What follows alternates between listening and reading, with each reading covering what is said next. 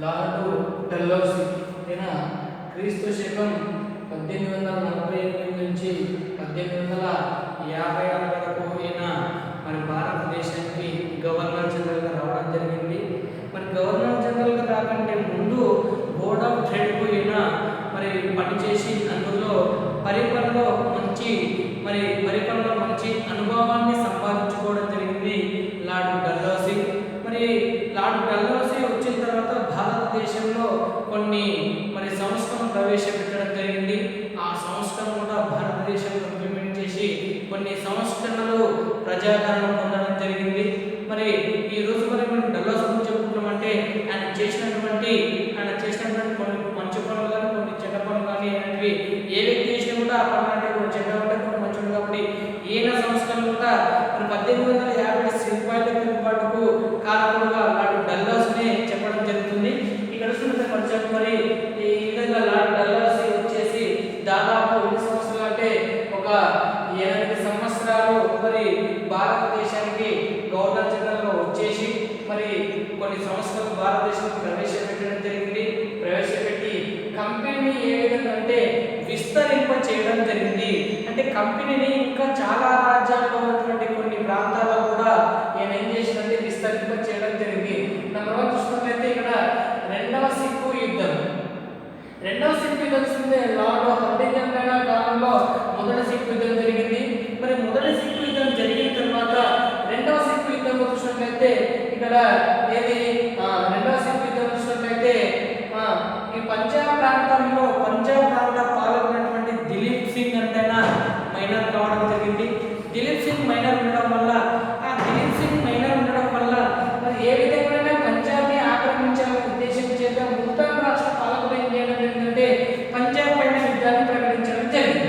మరి పంజాబ్ని ప్రకటించిన తర్వాత ఇదే ఆధారంగా తీసుకొని డల్హౌసీ ఏం చేశాడంటే ఆంగ్లేయ సైన్యాన్ని తీసుకుని వెళ్ళి పంజాబ్ పైన వెళ్ళి పంజాబ్లో ఉన్నటువంటి సిక్కులందరినీ ఓడించడం జరిగింది. ఎవరిని ఓడించేసి మరి ఆ ప్రాంతం యొక్క పరిపాలన వ్యవస్థను ఎవరు తీసుకోవడం జరిగిందంటే మరి కంపెనీ తీసుకొని దిలీప్ సింగ్ కు ఏది మైనర్ కావడం వల్ల ఆ పంజాబ్ ప్రాంతాన్ని మేమే పరిపాలన వ్యవహారాలు చూసుకుంటాము, నీకు ఏది ప్రతి సంవత్సరం అనేది నీకు ఇంత పారితోషికం అనేది ఇస్తామని ఆ విధంగా ఏది నజరానా ఇస్తామని చెప్పడం జరిగింది. ఈ విధంగా మరి రెండవ సిక్కు యుద్ధంలో పంజాబ్ని ఏం చేయడం జరిగిందంటే పంజాబ్ను మొత్తం కంపెనీలో విలీనం చేయడం జరిగింది.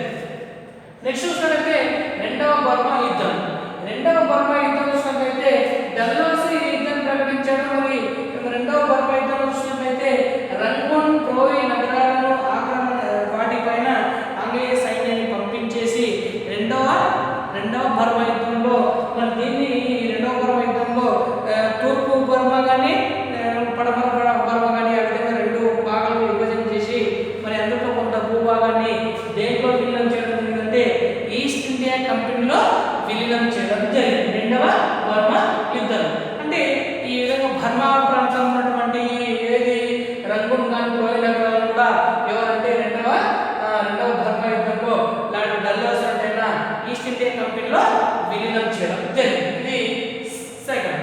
మరి ఇక్కడ చూస్తే సిక్కిం యుద్ధం. మరి సిక్కిం పైన కూడా లార్డ్ డల్హౌసీ కూడా ఆంగ్లేయ సైన్య అధికారులను పంపించేసి సిక్కిం కూడా ఈస్ట్ ఇండియా కంపెనీలో విలీనం చేయడం జరిగింది. ఎందువల్ల ఈస్ట్ ఇండియా కంపెనీలో విలీనం చేయడం జరిగిందంటే సిక్కిం ప్రాంతంలో ఉన్నటువంటి డాక్టర్ క్యాంప్బెల్ అలాగే సర్జన్ హూకర్ అంటే ఇద్దరు ఆంగ్లేయ అధికారులు ఏం చేయడం అంటే ఆ సిక్కిం ప్రాంతంలో ఉన్నటువంటి కొంతమంది చేసింటే ఆంగ్లేయ అధికారులను ఇద్దరిని చంపివేయడం జరిగింది. ఆంగ్లేయ అధికారులను చంపివేయడం వల్ల కోపోద్రేకానికి గురైనటువంటి లార్డ్ డల్హౌసీ ఏం చేయడం జరిగిందంటే సిక్కిం పైన ఏది దాడి చేయడం జరిగింది. సిక్కిం పైన ఆంగ్లేయ సైన్యాన్ని పంపించేసి సిక్కిం ప్రాంతంలో ఉన్నటువంటి వేరే సైన్యాన్ని ఓడించేసి సిక్కిం ప్రాంతం కూడా ఈస్ట్ ఇండియా కంపెనీలో విలీనం చేయడం జరిగింది. మరి ఇక్కడ చూసినట్లయితే వచ్చిన వెంబడే ఏం చేసిండు రెండవ సిక్కు యుద్ధం చేసిండు, మరి అలాగే రెండవ బర్మా యుద్ధం చేసిండు, లాస్ట్ సిక్కిం యుద్ధం. ఈ ప్రాంతాలన్నింటినీ దేంట్లో ఈస్ట్ ఇండియా కంపెనీలో విలీనం చేయడం జరిగింది. నెక్స్ట్ చూసినట్లయితే ఫోర్త్ వన్ రాజ్య సంక్రమణ సిద్ధాంతం. మరి రాజ్య సంక్రమణ సిద్ధాంతం అనే ఒక సిద్ధాంతాన్ని తీసుకువచ్చి ఆ సిద్ధాంతం ద్వారా మరి ఏది భారతదేశంలో ఉన్నటువంటి కొన్ని రాజ్యాలని 3 తరగతుల కింద ఎన్ని తరగతులు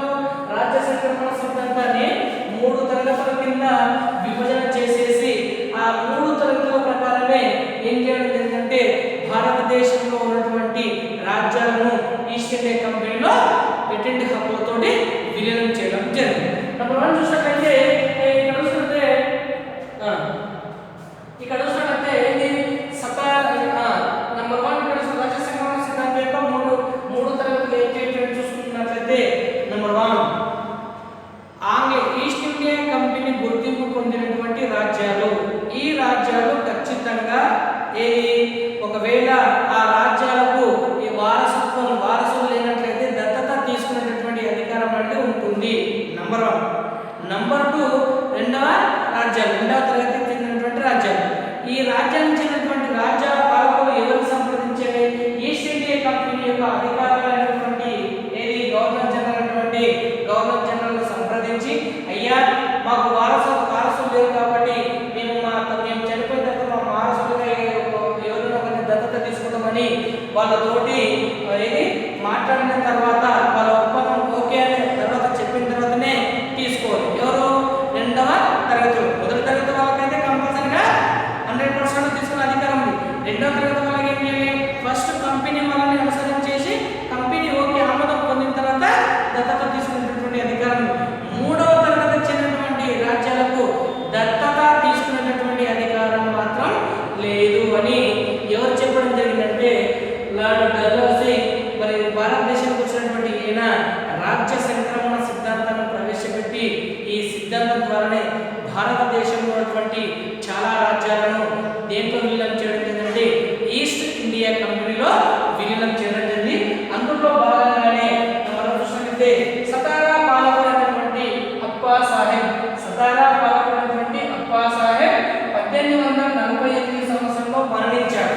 1848 సంవత్సరంలో మరణించిన తర్వాత మరి వీళ్ళు మూడవ తరగతి చెందినటువంటి రాజ్యాలు కాబట్టి నేను ఏం చేస్తుంటే సతారాను ఈస్ట్ ఇండియా కంపెనీలో విలీనం చేయడం జరిగింది. నెక్స్ట్ చూసినట్లయితే 1849 సంవత్సరంలో సంబల్పూర్ పాలకుడు మరణించగా భార్య అయినటువంటి యశ్వంతరావు అనే ఒక బాలుని దత్తత తీసుకోవడం జరిగింది. దత్తత తీసుకున్న తర్వాత ఈ దత్తత చెందాలని ఉన్నటువంటి సంబల్పూర్ ప్రాంతాన్ని కూడా ఈస్ట్ ఇండియా కంపెనీలో విలీనం చేయడం జరిగింది. నెక్స్ట్ చూసినట్లయితే 1853 సంవత్సరంలో ఝాన్సీ పాలకుడైనటువంటి గంగాధరరావు మరణించగా మరి ఈయన కూడా వారసులు ఝాన్సీ లక్ష్మీబాయి తీసుకుంటాం వారసులుగా తర్వాత తీసుకుంటామని చెప్తే లేదు ఈ రాజ్యాన్ని కూడా దత్తత తీసుకునే అధికారం లేదని మరి ఝాన్సీ ప్రాంతాన్ని కూడా ఈస్ట్ ఇండియా కంపెనీలో విలీనం చేయడం జరిగింది.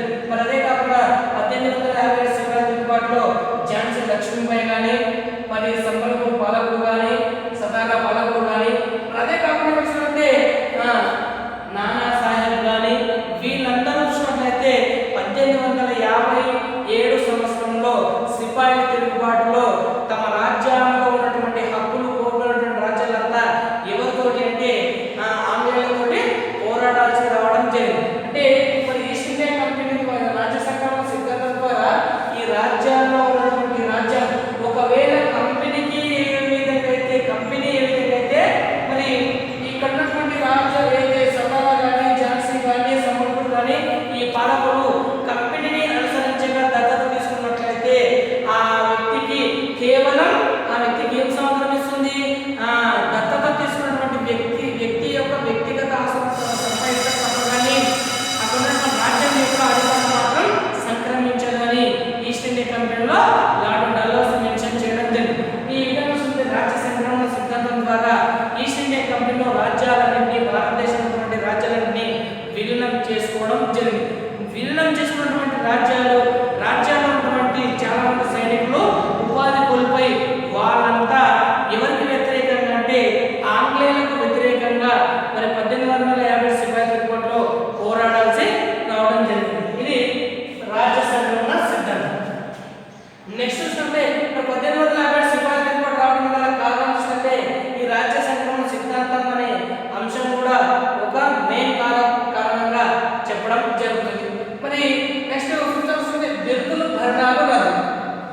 భరణాలు రద్దు అంటే ఈస్ట్ ఇండియా కంపెనీ ఇచ్చేటటువంటి బిరుదులు కానీ ఈ బిరుదులు ఎవరికి? భారతదేశంలో ఉన్నటువంటి సంస్థ ఉన్నటువంటి రాజులకు బిరుదులు ఇవ్వడం జరిగింది. మరి అదే కాకుండా భరణాలు అంటే